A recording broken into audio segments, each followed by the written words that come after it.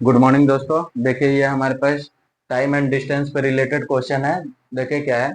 A train moves at a uniform speed and crosses a 350 metre long platform in 55 second and one more station of 430 metre long in 63 second.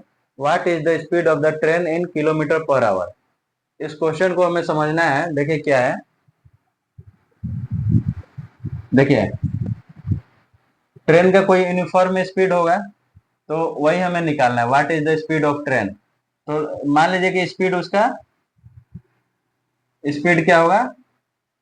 Late speed of train be x metre per second. ठीक है।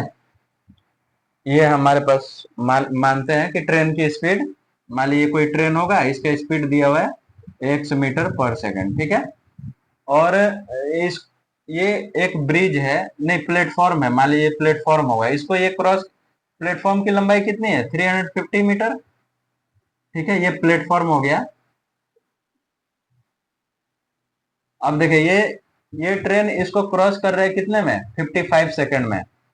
55 second इसको time लग रहा है इसको cross करने में। यानी कि क्रॉस करेगा, इसकी भी कुछ लेंथ होगी।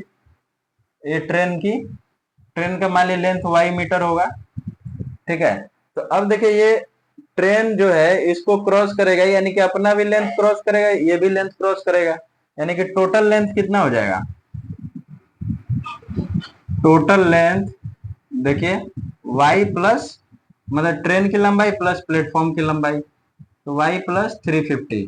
ठीक है। अब देखिए ये हो गया और स्पीड दिया हुआ है और टाइम दिया हुआ है, तो ये टोटल जो लेंथ है यही मेरा डिस्टेंस हो जाएगा। यानी कि इसी को डी भी लिख सकते हैं।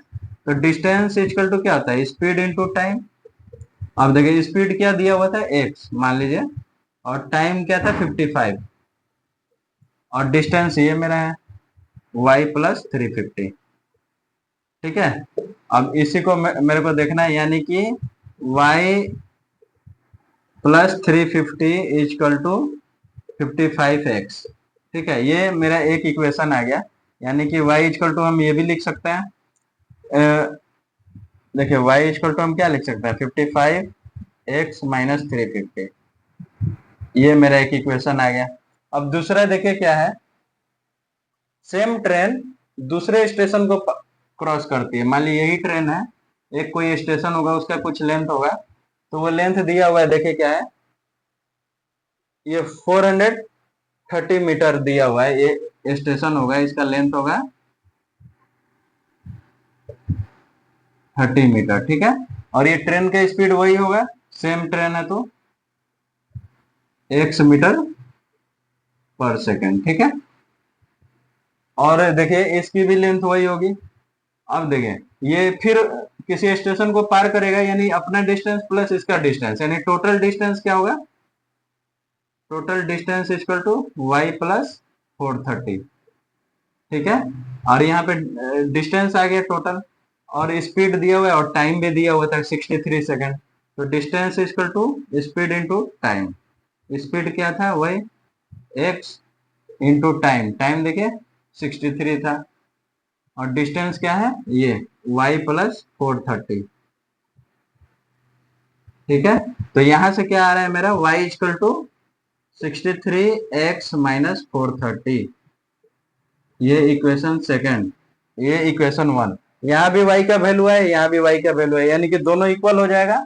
Equation one equal to equation two अगर करेंगे तो क्या आएगा 55x minus 350 equal to 63x minus 430। ठीक है। अब देखिए इसको और सॉल्व कीजिए, तो ये इधर आएगा तो क्या आ जाएगा -350 अब plus 430 equal to 63x minus 55x। अब देखिए ये कितना आ जाएगा 8x इक्वल टू, ये देखिए कितना आएगा, ये भी घटेगा 0 ये। ठीक है। यानी कि x इक्वल टू कितना आ गया मेरा 10। अब ये x क्या था देखिए, x यहाँ पे क्या है ट्रेन का स्पीड है, यानी कि इतना मीटर पर सेकेंड मेरा स्पीड आ गया। ठीक है, अब देखिए ये स्पीड आया, यहाँ पे मुझसे क्या पूछ रहा है, what is the speed of train in kilometre per our.